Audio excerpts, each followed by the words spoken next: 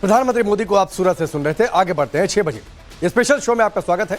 दिल्ली से सटे फरीदाबाद में 5 दिन पहले 360 किलोग्राम अमोनियम नाइट्रेट पकड़ा गया। इसके पीछे दिल्ली को दहलाने की आतंकी साजिश थी। Jammu Kashmir police ammonium nitrate की उस खेप को अपने साथ श्रीनगर लेकर गई। उसी अमोनियम नाइट्रेट की खेप में श्रीनगर में धमाका हुआ।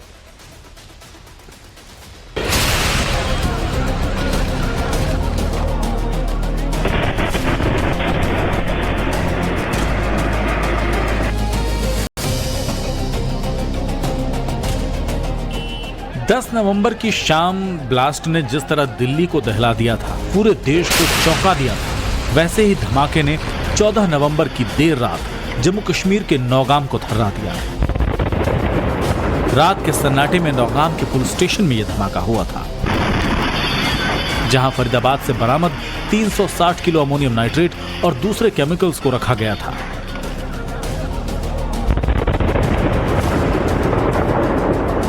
नौगाम पुलिस स्टेशन में रात 11:22 के बाद हुआ यह धमाका इतना तगड़ा था कि उसके झटके 15 किलोमीटर दूर तक महसूस किए गए। उसकी रोशनी रात के अंधेरे में कई किलोमीटर दूर तक देखी गई। नौगाम थाने के करीब रहने वाले लोगों को धमाके को लेकर जहां आतंकी हमले का अंदेशा हुआ, तो वहीं दूर के इलाके में रहने वालों ने इसे भूकंप का जोरदार झटका समझा और घबराकर घरों से निकल गए। खैर, सोशल मीडिया से थोड़ी देर में ही उन्हें पता चल गया कि एक ब्लास्ट नौगाम पुलिस स्टेशन के अंदर हुआ है। पुलिस स्टेशन के आसपास के घरों में लगे सीसीटीवी कैमरे में यह विस्फोट कैद हो गया। फुटेज में देखा गया कि एक तेज चमक के साथ तेज धमाके की आवाज आई और कुछ ही सेकंड में पूरा परिसर मलबे में तब्दील हो गया। थाना परिसर में लगी गाड़ियों के चिथड़े उड़ गए थे। कई गाड़ियां लपटों में घिरी हुई थीं। चौतरफा अफरा तफरी मची थी और इन सब के बीच धमाके से लगी आग तेजी से फैल रही थी। नौगाम पुलिस स्टेशन के पास ही सीआरपीएफ का एक सेंटर है। चंद मिनटों में वहां से सिक्योरिटी फोर्स ग्राउंड जीरो पर पहुंच गई और घायलों को अस्पताल भेजने, मृतकों के शव को हटाने और आग बुझाने का काम शुरू हो गया। नौगाम पुलिस स्टेशन में फटाफट रेस्क्यू ऑपरेशन जारी था, तो दूसरी तरफ सिक्योरिटी फोर्सेस ने पूरे इलाके को तुरंत घेर कर नाकेबंदी कर दी, ताकि इलाके से कोई भी बाहर ना निकल पाए। उधर पास से गुजर रहे हाईवे पर नाकेबंदी शुरू कर गाड़ियों की चेकिंग की गई और इन सब के बीच इलाके के लोग सहमे नजर आ रहे थे। तो हम लोग 11:22 पे धमाका हुआ, बहुत जोरदार धमाका हुआ। ये हो गया धमाका हुआ, हम लोग पहले डर गए। 15-20 मिनट तो समझने में लगे ये है क्या, टायर बर्स्ट है या कुछ फटा है, क्या हुआ है, जलजला है, सबने मुख्तलिफ राय दी। लेकिन तब पता चला जब लोग निकले बाहर, औरतें बाहर निकली रोते धोते, तब पता चला कि ये ऐसा हुआ है, थाने में कुछ हुआ है। तो उधर भागे तो वहाँ देखा तो वहाँ तो कयामत थी, पूरा धुआं था, लाशें थी, सर थे। जल्दी ले लो वो। तो इसलिए अल्लाह बचाए, अल्लाह रहम करे। ये बड़ा एक ऐसा वाकया हुआ है हमारे नज़दीक में कि जो नहीं होना चाहिए। मुझे नहीं पता इसमें क्या गलती किसकी है, कैसे है, लेकिन ये जो है बड़ा नुकसान है। हमारे अंदर हम हिल गए थे, तो फिर हम तो सो गए थे। आज सवेरे पता चला कि यहाँ के बहुत सारा गड़बड़ हुआ है, तो थाने में ऐसी गड़बड़ हुई है। तो हम देखने आए थे यहाँ पर, लेकिन यहाँ अंदर छोड़ते नहीं कि रिश्तेदारों के पास। आपके रिलेटिव रहते हैं यहाँ पे? मेरे रिलेटिव्स, क्लोज रिलेटिव्स हैं अंदर थाने के इस साइड में रहते हैं।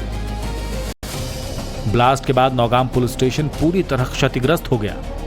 शवों की पहचान होना बाकी है, क्योंकि कुछ शव पूरी तरह जल चुके हैं।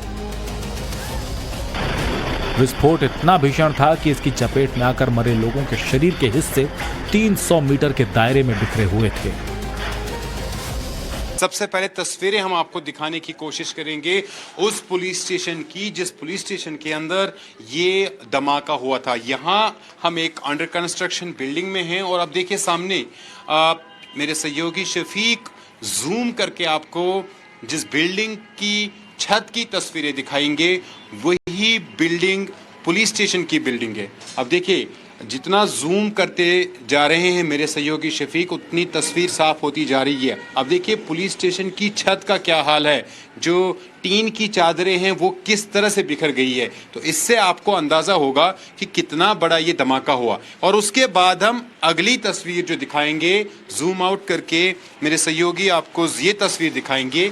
ये बिल्डिंग है और इस बिल्डिंग में आप देखिए ये 30 mm की कांच लगी हुई है। काफ़ी मोटी ये कांच होती है और बड़ी मुश्किल से टूट जाती है।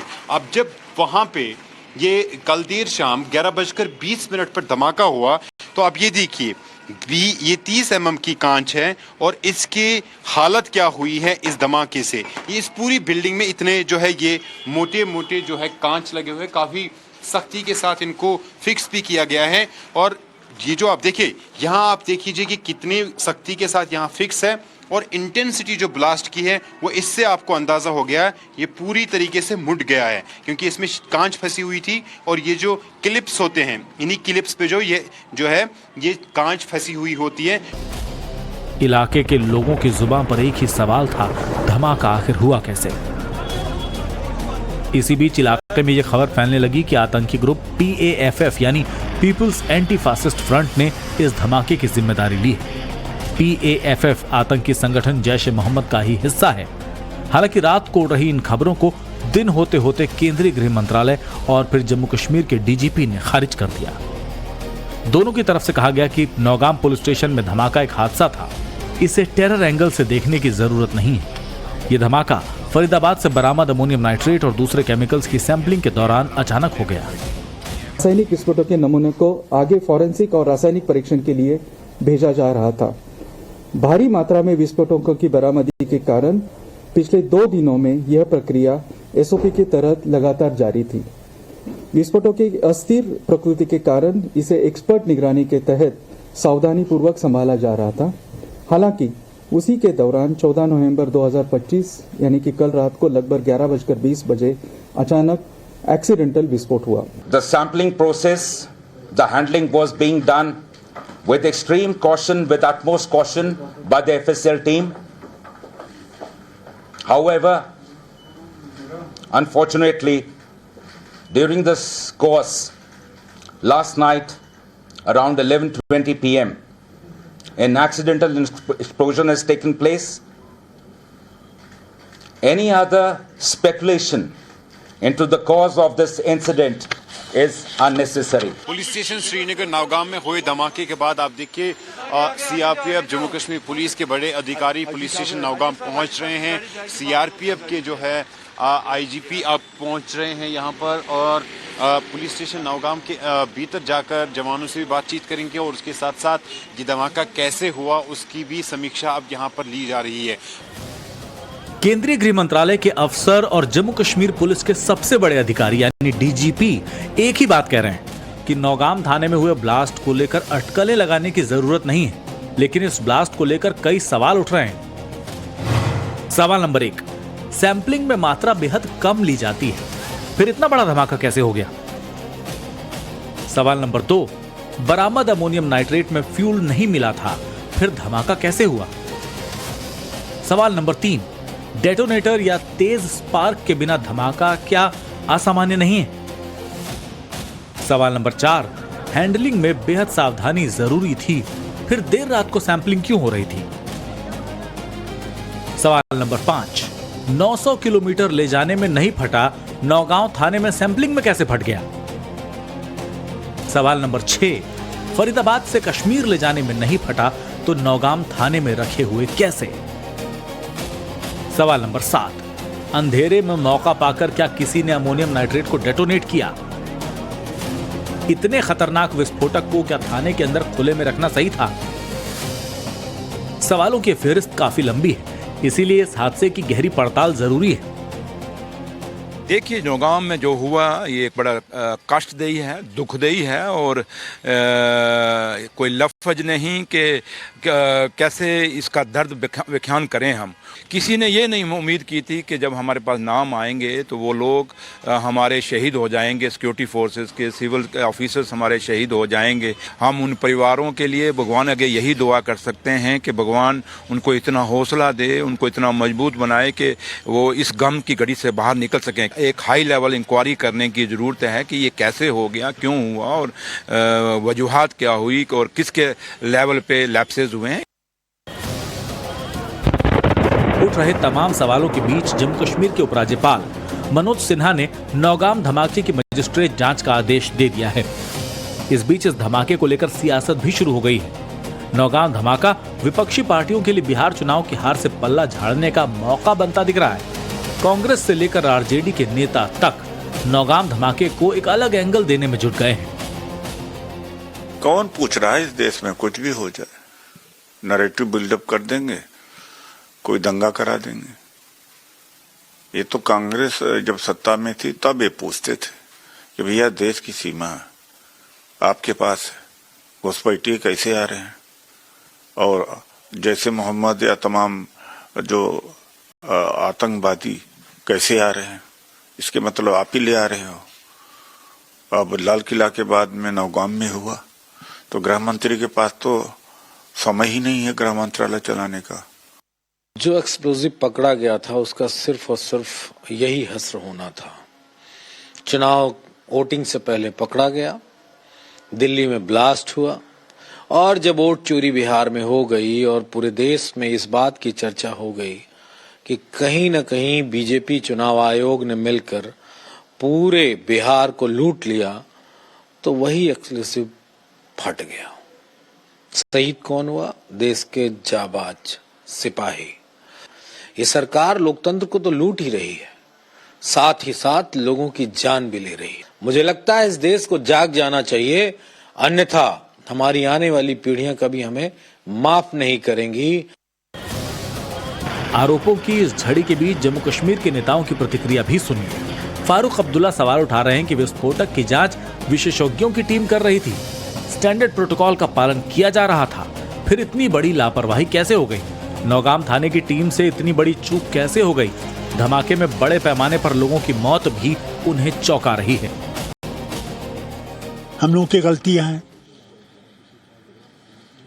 जो इस चीज को बेहतर समझते हैं, बेहतर जानते हैं, इन एक्सप्लोसिव्स को कैसे हैंडल करना है, हमें उनसे बात करनी चाहिए थी पहले, इसके बजाय कि हम उंगलियां डालने लगे जिसके बारे में हमें कुछ पता नहीं है।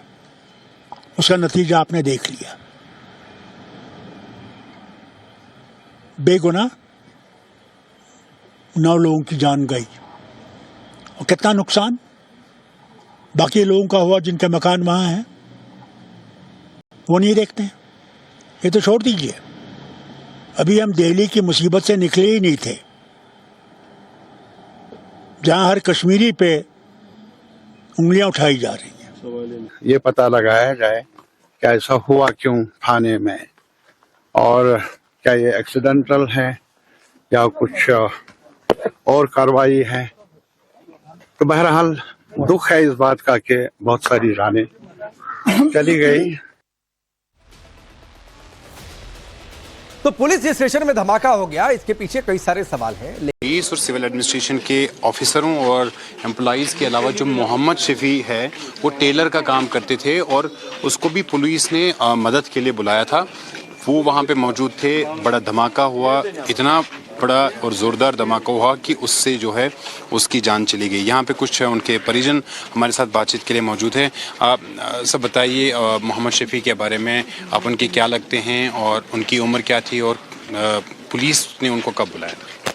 पुलिस ने उनको कल बुलाया था 10 बजे सवेरे। थाने भी उनको कोई काम था, वहाँ पे सिलाई कुछ पैकिंग करना था। फिर ये दिन को गया था 1 बजे, फिर इसको कल जुमा था, फिर छोड़ा था इनको, जाओ खाना खा के और नमाज़ पढ़ के आओ। फिर ये मस्जिद में गए, नमाज़ पढ़ के फिर वापस चले गए। फिर शाम के टाइम फिर घर आ गए खाना खाने। फिर शाम के टाइम फिर घर गए, वहाँ पे पुलिस स्टेशन में गए। तो उसके बाद हम घर पे सोए थे कॉलोनी में, वहाँ जहाँ पुलिस स्टेशन है नौगाम में।